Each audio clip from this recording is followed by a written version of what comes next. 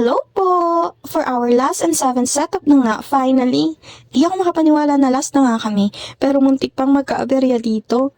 Pinaka-last na nga at mamumuntikan pa kami. Di kasi nag-update sila Papa Nay na medyo malilate pala sila. Ang usapan kasi ay mag-update kung madidelay sila or kung ano mang aberya ang magkaroon. Sa busy ko sa setup namin sa Pandan, di na ako nakapagtanong sa kanila. Supposedly kasi ang time management talaga namin ay kinuha ko na yung 5 setup para sa team ko at 5 din naman kami. So pagtutulong-tulungan na lang namin. Then team ni Papa Nay, 3 lang sila so 2 setup lang ang ibinigay ko. Which is yung sa Kutod. 3rd setup namin and etong sa Porac for last setup naman. Nagchat nga sila nung nasa venue na sila. 4pm nga nung nagchat sila. 5pm ang start ng party dito. As per indicated at the invitation, expect ko ay 2pm nga makakaalis na sila sa unang setup nila. Then 1 hour allotted time para sa travel time papunta dito. So 3pm ay dapat andito na sila para may 2 hours sila. Kaya lang ayun ang unexpected ng traffic. Grabe.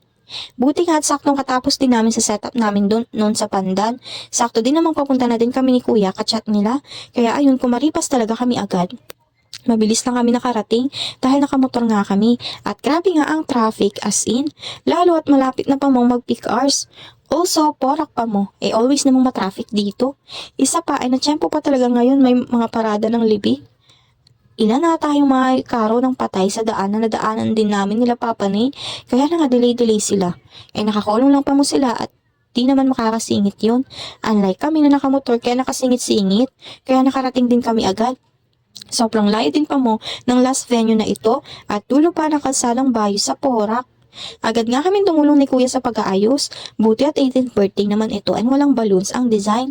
Puro flowers lang ang requested ni client kasi enchanted theme lang. So puro tusok-tusok lang ang mangyayari kaya saglit lang ang setup. Sakto din namang nag-umpisa pa lang sila so pinagtulungan na din namin agad matapos. Isa pa ay buti na lang din ay super bite ng mami ni celebrant. Grabe as in, na-shock pa nga ako. Natakot nga din ako nung palapit na si mami kasi akala ko magtatanong siya kung bakit late kami. Pero hindi. Instead, ay may mga inask lang siya sa aking design. Kaya lang ay di naman nasabi sa akin. Kaya hindi ko dala yung mga request ni mami. Pero sabi niya ay hayaan na daw kaysa umuwi pa kami at bumalik. Dahil malayo nga daw. Grabe ang bait at super understanding. And by the way, another setup from Ma'am George pala ito and 4th event pala nila ito. O diba, 4 agad na kay Ma'am George kaya nasobrahan ng dami ang setup ko today. Tapos 3 pa sa akin kaya naging 7. 5 pa nga dapat ang akin, kinansel ko na lang dahil di na talaga kakayanin. Buti at buti na lang din talaga ay walang buwados today.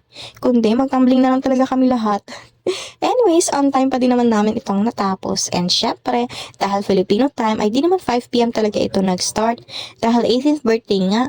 Pero dahil yun ang naka-indicate na time ay dapat advance ko pa din. At yun pa din ang susundan. And here's the final look po. Finally, congratulations Team Magilas. We made it till the end. Grabe, ang gagaling natin. Imagine those 7 setup ay natapos natin lahat today. Thank you very much po sa inyong lahat. And ayun lang po, hanggang dito na lang. Thank you po and bye-bye!